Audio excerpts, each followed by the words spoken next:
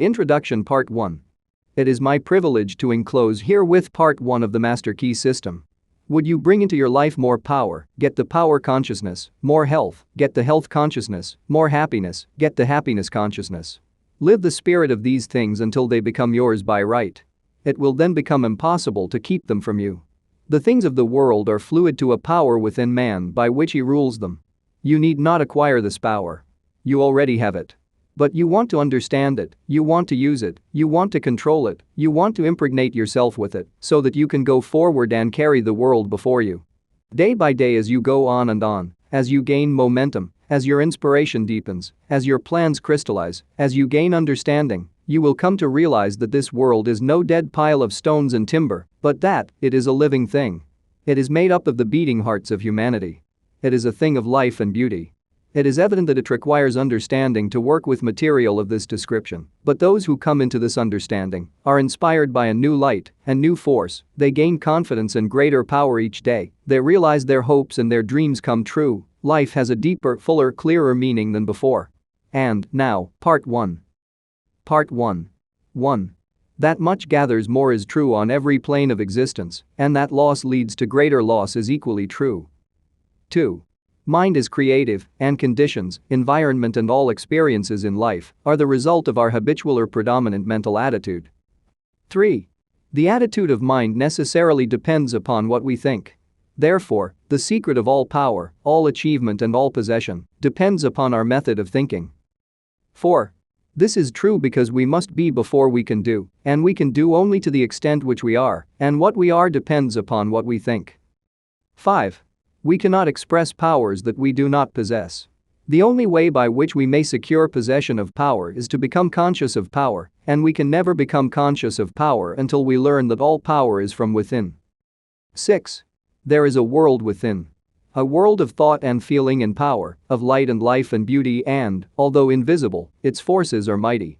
7. The world within is governed by mind. When we discover this world we shall find the solution for every problem, the cause for every effect, and, since the world within is subject to our control, all laws of power and possession are also within our control. 8. The world without is a reflection of the world within. What appears without is what has been found within. In the world within may be found infinite wisdom, infinite power, and an infinite supply of all that is necessary, waiting for unfoldment, development and expression. If we recognize these potentialities in the world within, they will take form in the world without. 9. Harmony in the world within will be reflected in the world without by harmonious conditions, agreeable surroundings, the best of everything. It is the foundation of health and a necessary essential to all greatness, all power, all attainment, all achievement and all success. 10. Harmony in the world within means the ability to control our thoughts and to determine for ourselves how any experience is to affect us. 11. Harmony in the world within results in optimism and affluence, affluence within results in affluence without. 12. The world without reflects the circumstances and the conditions of the consciousness within. 13. If we find wisdom in the world within, we shall have the understanding to discern the marvelous possibilities that are latent in this world within, and we shall be given the power to make these possibilities manifest in the world without. 14. As we become conscious of the wisdom in the world within, we mentally take possession of this wisdom, and by taking mental possession, we come into actual possession of the power and wisdom necessary to bring into manifestation the essentials necessary for our most complete and harmonious development. 15. The world within is the practical world in which the men and women of power generate courage, hope, enthusiasm, confidence, trust and faith, by which they are given the fine intelligence to see the vision and the practical skill to make the vision real. 16. Life is an unfoldment, not a creation. What comes to us in the world without is what we already possess in the world within. 17. All possession is based on consciousness. All gain is the result of an accumulative consciousness. All loss is the result of a scattering consciousness. 18. Mental efficiency is contingent upon harmony, discord means confusion, therefore, he who would acquire power must be in harmony with natural law. 19. We are related to the world without by the objective mind. The brain is the organ of this mind, and the cerebrospinal system of nerves puts us in conscious communication with every part of the body. This system of nerves responds to every sensation of light, heat, odor, sound, and taste. 20. When this mind thinks correctly, when it understands the truth, when the thoughts sent through the cerebrospinal nervous system to the body are constructive, these sensations are pleasant, harmonious. 21. The result is that we build strength, vitality and all constructive forces into our body, but it is through this same objective mind that all distress, sickness, lack, limitation, and every form of discord and inharmony is admitted to our lives. It is therefore through the objective mind, by wrong thinking, that we are related to all destructive forces. 22. We are related to the world within by the subconscious mind. The solar plexus is the organ of this mind. The sympathetic system of nerves presides over all subjective sensations, such as joy, fear, love, emotion, respiration, imagination, and all other subconscious phenomena. It is through the subconscious that we are connected with the universal mind and brought into relation with the infinite constructive forces of the universe. 23. It is the coordination of these two centers of our being and the understanding of their functions, which is the great secret of life. With this knowledge we can bring the objective and subjective minds into conscious cooperation and thus coordinate the finite and the infinite. Our future is entirely within our own control. It is not at the mercy of any capricious or uncertain external power. 24. All agree that there is one principle or consciousness pervading the entire universe, occupying all space, and being essentially the same in kind at every point of its presence. It is all-powerful, all-wisdom, and always present. All thoughts and things are within itself. It is all in all. 25. There is but one consciousness in the universe able to think, and when it thinks, its thoughts become objective things to it. As this consciousness is omnipresent, it must be present within every individual. Each individual must be a manifestation of that omnipotent, omniscient and omnipresent consciousness. 26.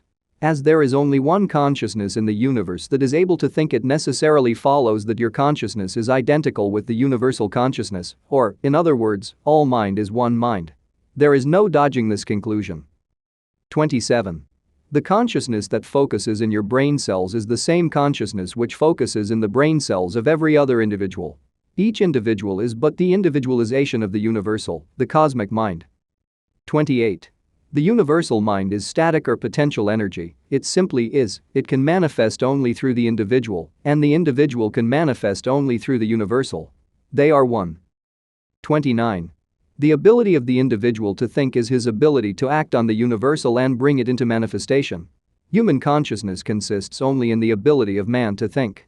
Mind in itself is believed to be a subtle form of static energy, from which arises the activities called thought, which is the dynamic phase of mind. Mind is static energy, thought is dynamic energy, the two phases of the same thing. Thought is therefore the vibratory force formed by converting static mind into dynamic mind. 30. As the sum of all attributes are contained in the universal mind, which is omnipotent, omniscient and omnipresent, these attributes must be present at all times in their potential form in every individual. Therefore, when the individual thinks, the thought is compelled by its nature to embody itself in an objectivity or condition, which will correspond with its origin. 31. Every thought therefore is a cause and every condition an effect. For this reason it is absolutely essential that you control your thoughts so as to bring forth only desirable conditions. 32. All power is from within and is absolutely under your control. It comes through exact knowledge and by the voluntary exercises of exact principles. 33. It should be plain that when you acquire a thorough understanding of this law and are able to control your thought processes, you can apply it to any condition. In other words, you will have come into conscious cooperation with omnipotent law, which is the fundamental basis of all things. 34. The universal mind is the life principle of every atom which is in existence. Every atom is continually striving to manifest more life, all are intelligent, and all are seeking to carry out the purpose for which they were created. 35. A majority of mankind lives in the world without, few have found the world within, and yet it is the world within that makes the world without. It is therefore creative, and everything which you find in your world without has been created by you in the world within. 36. This system will bring you into a realization of power which will be yours when you understand this relation between the world without and the world within. The world within is the cause, the world without the effect. To change the effect you must change the cause. 37. You will at once see that this is a radically new and different idea. Most men try to change effects by working with effects. They fail to see that this is simply changing one form of distress for another. To remove discord, we must remove the cause, and this cause can be found only in the world within. 38. All growth is from within. This is evident in all nature. Every plant, every animal, every human is a living testimony to this great law, and the error of the ages is in looking for strength or power from without. 39.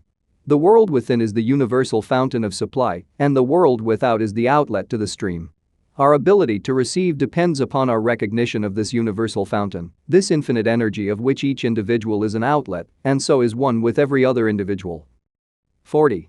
Recognition is a mental process, mental action is therefore the interaction of the individual upon the universal mind, and as the universal mind is the intelligence which pervades all space and animates all living things, this mental action and reaction is the law of causation, but the principle of causation does not obtain in the individual, but in the universal mind. It is not an objective faculty but a subjective process, and the results are seen in an infinite variety of conditions and experiences. 41.